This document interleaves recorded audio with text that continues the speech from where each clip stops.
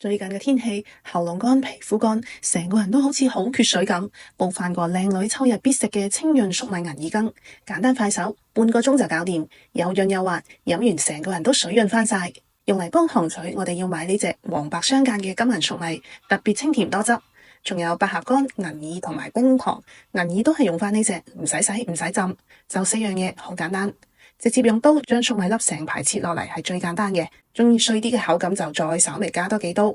粟米芯唔好嘥喎，同百合一齊煲一煲先，將粟米味煲出嚟，大火煮滾之後轉細火再煲20分鐘，咁樣個湯底都有充分嘅粟米香味。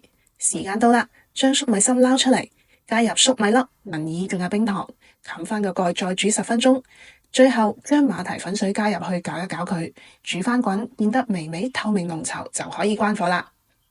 入口係粟米自然嘅清甜，銀耳同百合好適合秋天潤燥。飲完呢碗糖水，由喉嚨潤到入心。